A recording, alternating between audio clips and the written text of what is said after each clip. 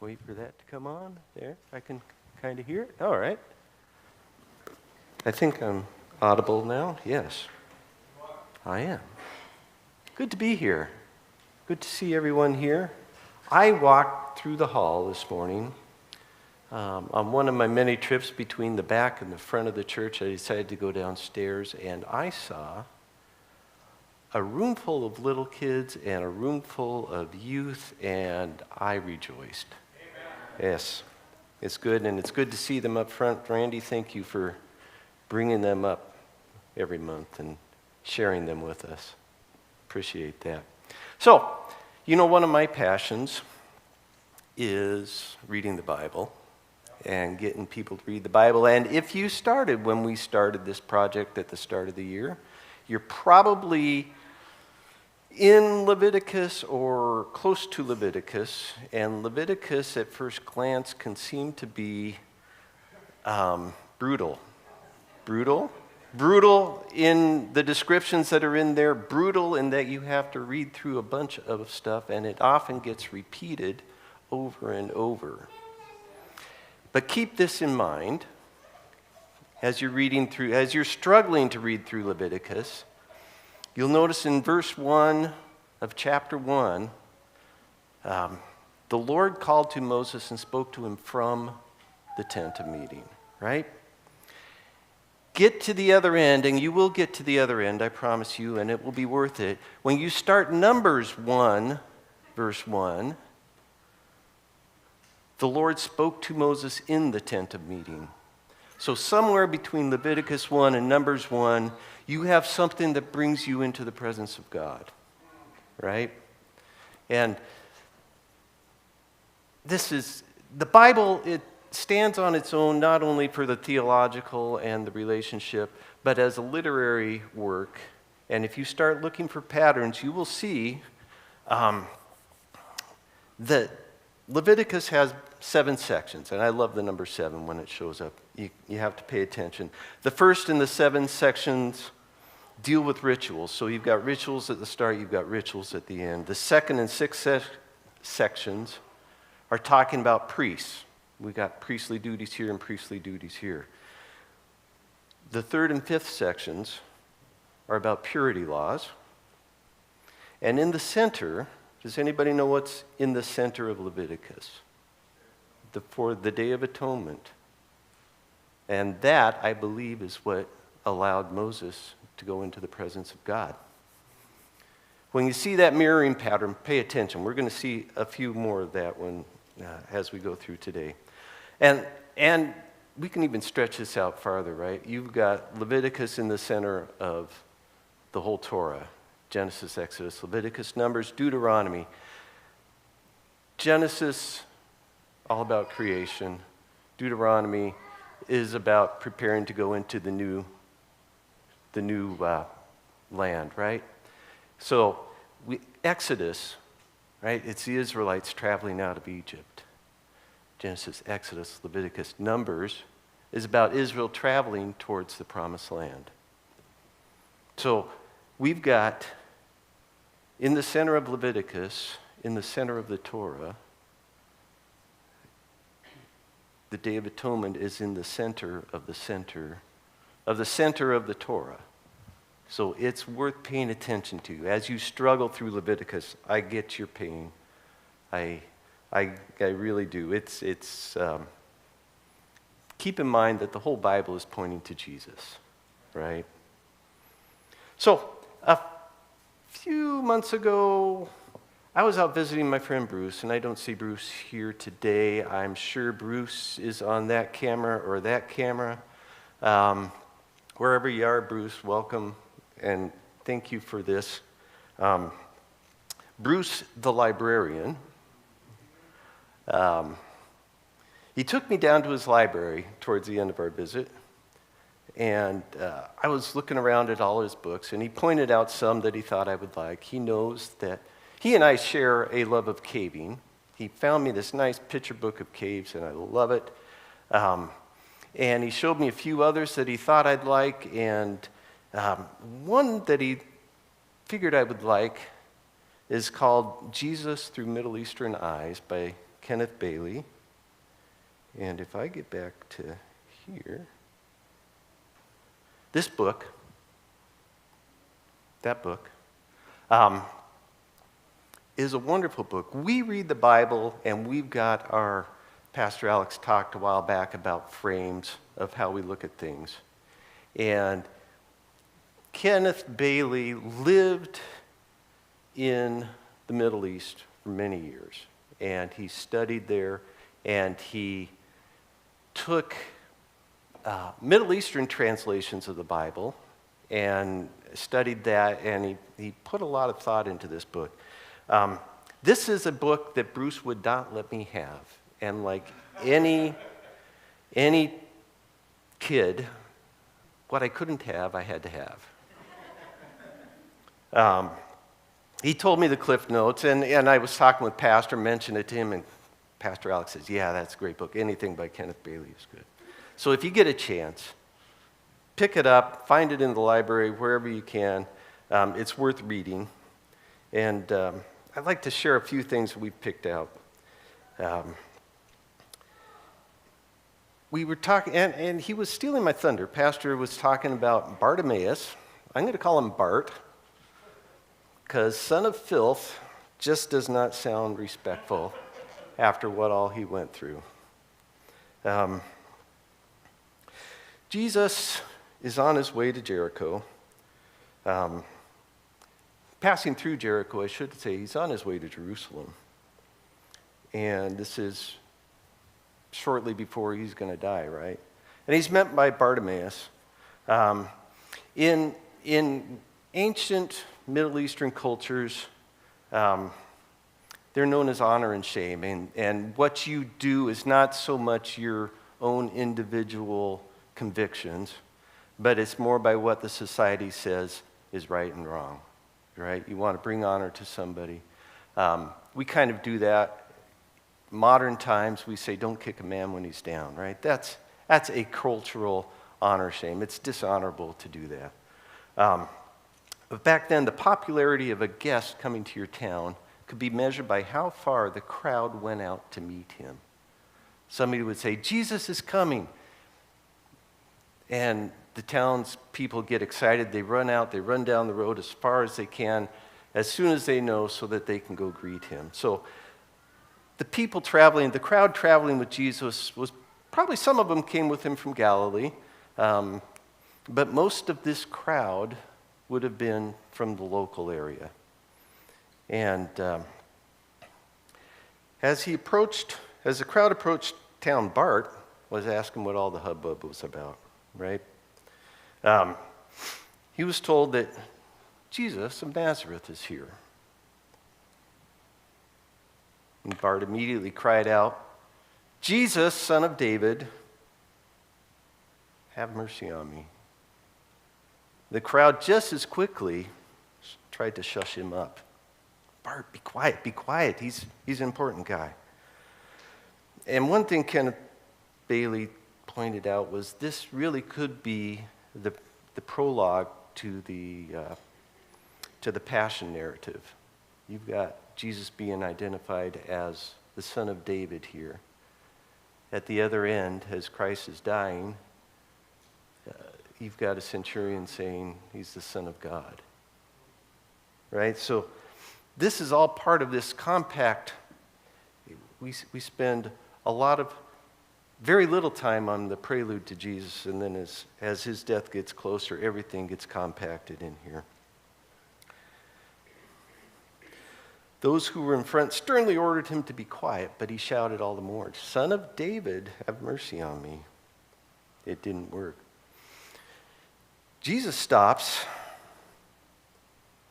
and demands that the crowd bring the beggar to him. The same people who are insulting this man are now turned into servants of the king, right? And the guest is brought in with royal attention. It reminds me of a song by Buddy Green, and I'm not going to sing it because I didn't bring my guitar down. But Buddy Green has a song called the Sojourner Song. And if you've heard it before, it's great. If you haven't, look it up on YouTube. But he's contrasting the things that are wrong with this world. The hungry are dying in the streets. Kids are abused. Women are used. Nations gone mad. And Jesus is sad. And he contrasts that with the kingdom of peace where love is the law, where children lead and captives are freed, dead men live, and I love this part, where sinners like me become royalty. Here the son of filth, Bart, gets treated like royalty, an audience with the king. Jesus has just given this crowd a verbal slap on the wrist by offering grace to the man that the crowd had just rejected. Jesus was willing to take the heat off of Bart and the crowd if it was coming, and we get back to Bart, and he first addressed Jesus as Son of David. At this point, when Jesus asks him what he wants, it's Lord, Lord now, not Son of David. Lord is more personal, right? Lord, I want to see. And in this case, since Jesus was offering special grace to a poor beggar, an oppressed person, it would have been in poor taste for the crowd to put Jesus down. So they go along with Bart and start praising God. But what happens when Jesus offers grace to an oppressor? Back in that time, honor and shame dynamic, the public attention given to Jesus as he entered the town would have been a signal that a banquet was being prepared. He was expected to stop, spend some time there, spend the night, eat a lavish meal. But as we get into chapter 19, and people who split up the Bible into chapters split these two stories into separate ones, but it's part of the same narrative here. It's all going through. It tells us Jesus was passing through. He had no intention to stop.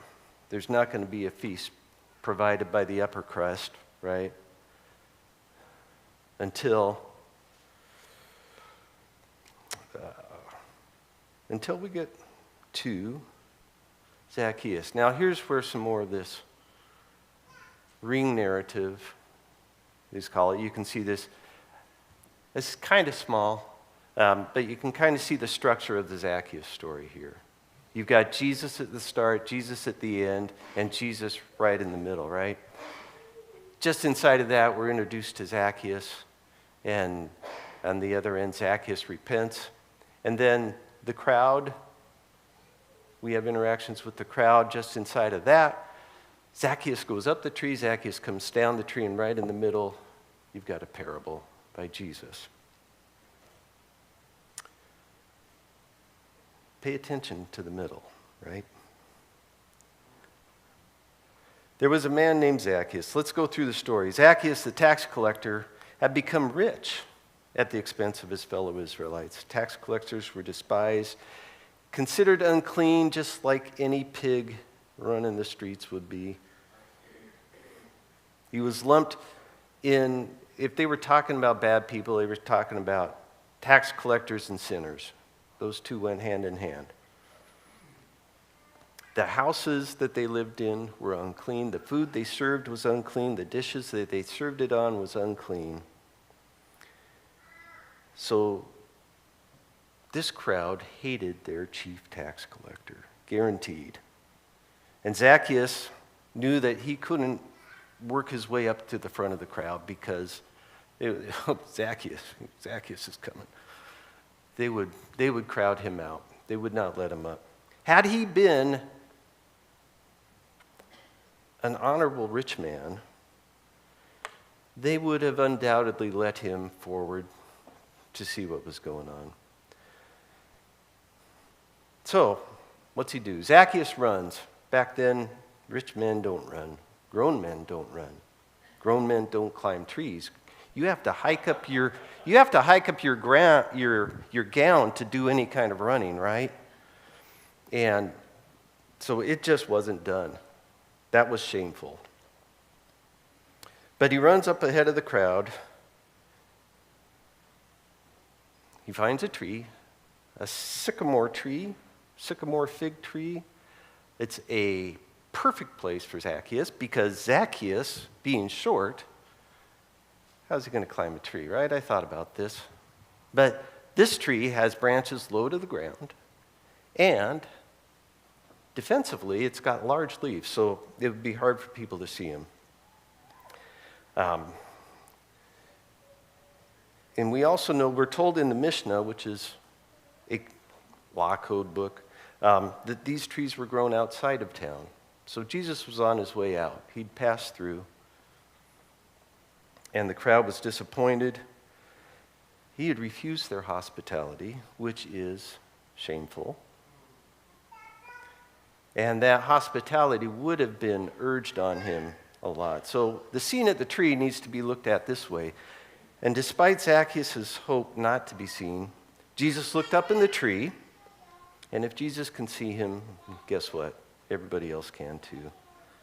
And they were mocking him. I can see it now. They were making fun of this rich man who had climbed a tree. You don't do that. But naturally, Jesus is a supporter of the oppressed. And he should be giving Zacchaeus, at the very least, a stern lecture on the sins of betraying your country, of draining the economy and local citizens. That's my fan club right there.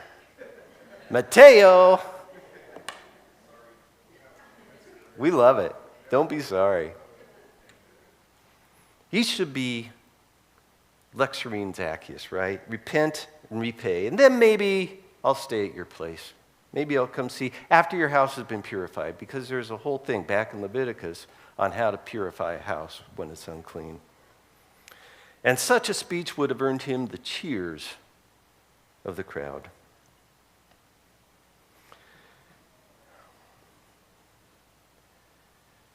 But after signaling that he would not be staying, he looked up and said, Zacchaeus, come on down. We know this from our kindergarten songbook, right? For I'm going to your house today. In a Middle Eastern country, and even here, but especially there, residents do not select the form. The residents select the form of hospitality that you're offered, right? No guest does. No guest picks his own host. And no one would publicly invite themselves to someone's house. It's just not done, especially the house of a collaborator. Come on up. I love that kid. The crowd wants to shut Zacchaeus off from Jesus, but in this part of the story, Jesus shifts their anger, their hostility to himself, right? Zacchaeus is the recipient of costly, unexpected love. Zacchaeus repents and promises to repay more than he could possibly do. If you do the math and assume that he had spent none of the money that he had pilfered, he can't give away half and then give everybody 4 times what he's taken from them. Another fun thing about Middle Eastern culture is they exaggerate to make a point, right?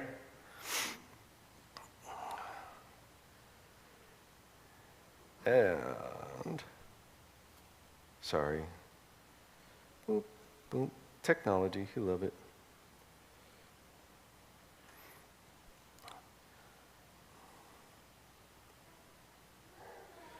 Jesus did not endorse the oppression that Zacchaeus was putting on these people, right? Instead, what does he do? He loves the oppressor. He loves him. He loves the oppressor.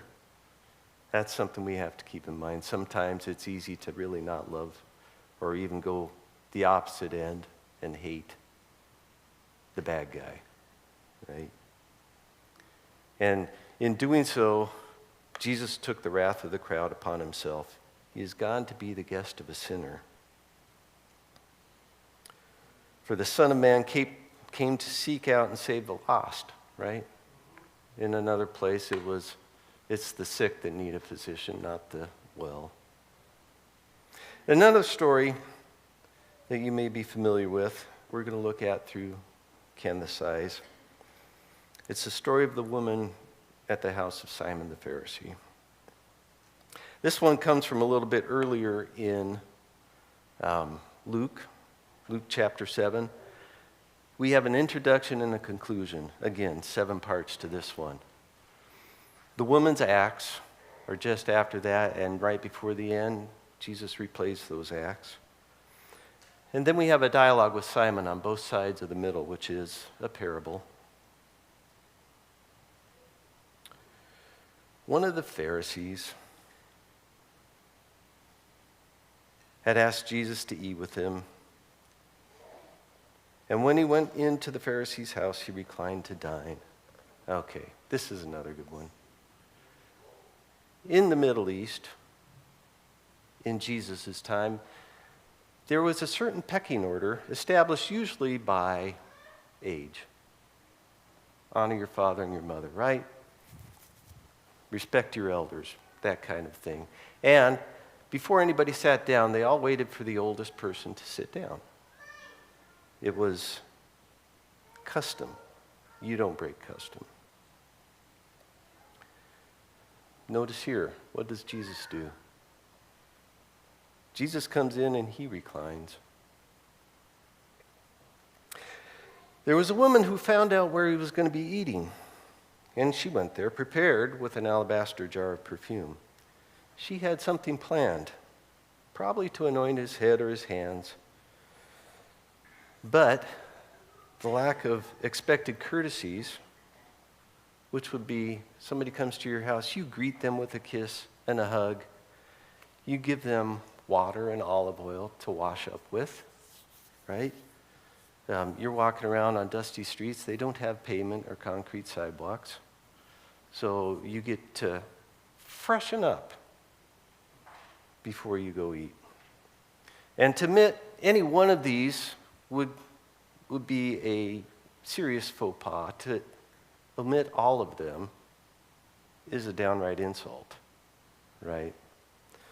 So you've got a woman there who is here to honor Jesus, and she would take that insult on herself. I think this is why she's crying. She knows Jesus. We find out later that she's been forgiven much, right? So she loves much. She loves Jesus. Was she weeping because Jesus was disrespected? I don't know. She was weeping before she got to his feet. And then she wiped his feet with her hair. What's another thing we know even today about Middle Eastern cultures and women and their hair? They keep it covered up. Back then it was the same thing. When on the wedding night is the first time a groom sees his wife's hair let down. So when she lets down her hair to wipe Jesus' feet, she is committing herself to Jesus right then.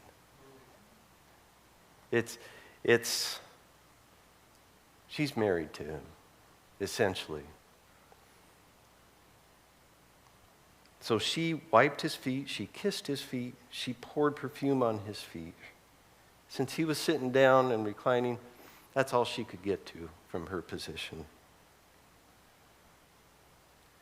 Now, when the Pharisee who invited him saw this, he said to himself, if this man were a prophet, right?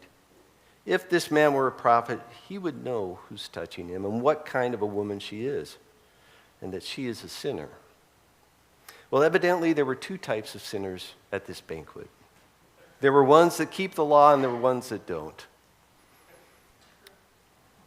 Jesus had a gentle revelation, and it was very kind to Simon. Jesus steps up to her and said, Simon, I got to tell you something, right? When you hear that, or Joe, we got to talk. What are you expecting? It's not something good. Simon replies, he's respectful. Teacher, speak. And we have the parable of the two debtors. A certain moneylender who had two debtors, one owed 500 denarii and the other 50. When they could not pay, he canceled their debts for both of them. Now, who would love them more? And Simon, he's no dummy. He said the one who was forgiven more, right? And Jesus said, "You have judged rightly." And he turned toward the woman and said to Simon, so he's still talking to Simon, "Do you see this woman? I came to your house. You did not give me any water for my feet, but she wet my feet with her tears, and she wiped them with her hair. You did not give me a kiss, but this woman, from the time I entered, has not stopped kissing my feet.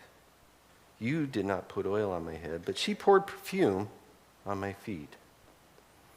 And I don't know about you, but if I go to someone's house and there's no salt on the table or any minor thing, I would not point out the litany of things. You didn't clean up. You didn't offer me a drink when I came in, even though it's hot outside. You don't do that. That's a good way to never get invited. Yeah. So, therefore, this is how we know that he's already forgiven her, right? Her many sins have been forgiven. Hence, she has shown great love. But whoever has been forgiven little loves little. Simon wanted to focus on the sins of the sinner. Jesus' focus was on the woman who accepted forgiveness. And he told her sins are forgiven. And I love this. The other guests, essentially Simon's buddies, right? His pals. He hangs around with them. Who is this that even forgives sins? And Jesus said, "Your faith has saved you. Go in peace." Jesus' willingness to defend this woman takes the focus off of her and places it squarely on himself. Simon and his friends were offended. Jesus had extended love at a cost to himself. He was willing to risk being attacked to show love to this woman. And Jesus' costly love to this woman will change her life. And really, all of that brings us back to where we started, right? We started struggling through Leviticus. It was on that Day of Atonement, this is a little d, little a Day of Atonement that Jesus is going up to, that came right after this story, right? It's not the Day of Atonement, which happened in the fall, but Jesus fulfilled the roles of both goats that day. He had the sins of the world laid on his head. And he was taken outside of the city to a hill where he became the lamb that was slaughtered. That's the day that he said to the accuser, "I'm going to take the heat for this. Take your anger and your accusations at Joe and place it on me." He's the one who will pay the price for us. He's the one who, if we accept, will allow us to enter into God's presence. So pay attention to what goes on in Leviticus. If you wonder what it's about as you read the Bible, you'll get to many places where you're wondering what's the point as you read the Bible. Just remember, it's all about Jesus.